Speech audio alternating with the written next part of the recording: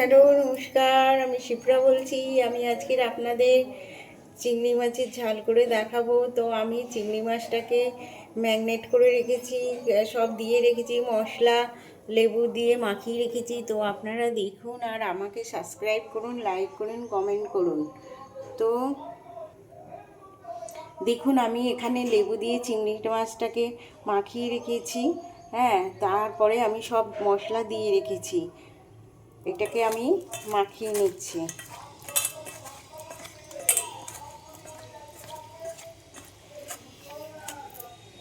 এখানে আমার তেল গরম হয়ে গেছে। তো আমি চিংড়ি মাছটাকে পুরো মানে একসাথে পেঁয়াজ সব একসাথে দিয়ে দেবো। তো আমার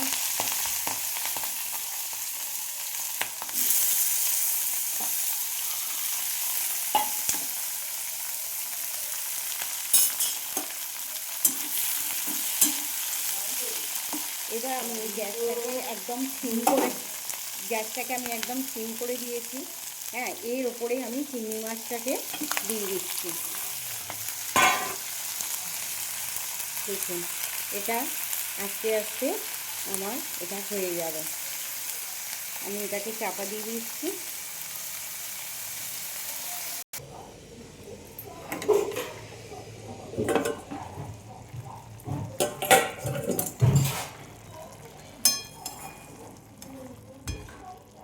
এখানেও জল আছে, তখন গ্যাসটা একটু জোরে দিই।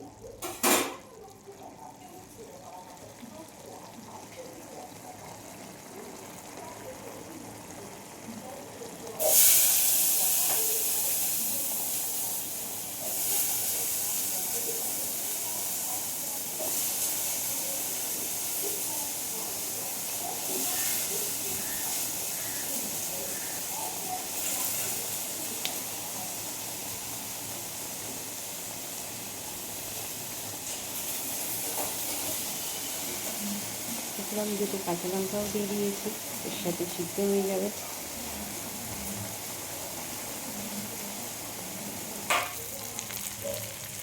দেখুন আমার মশলা দিয়ে চিংড়ি মাছ ভাজা ভাজা হয়ে গেছে। টমেটো, পেঁয়াজ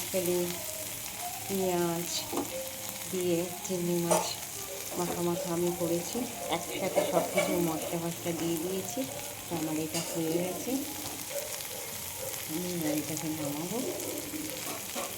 তো আপনারাও বাড়িতে করবেন, সব একসাথে দিয়ে দেবেন, তাড়াতাড়ি হয়ে যাবে, খেতেও খুব সুন্দর লাগে। চিংড়ি মাছ ভাজলে এমনিও বাজে খেতে লাগে, মানে হালকা ভাজতে হয় চিংড়ি মাছ, কখনো ড্রিপ করে ভাজলে মরমর করে, তাই জন্য আমি একসাথে দিয়ে দিয়েছি, খেতে খুব সুন্দর লাগবে। আমি এটা গ্যাসটা অফ করে দিচ্ছি।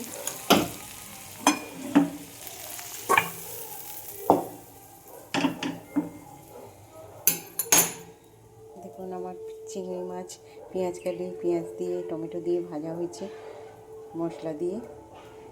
তো আপনারাও বাড়িতে এরকম ট্রাই করবেন, আর সাবস্ক্রাইব করবেন, লাইক করবেন, কমেন্ট করবেন প্লিজ।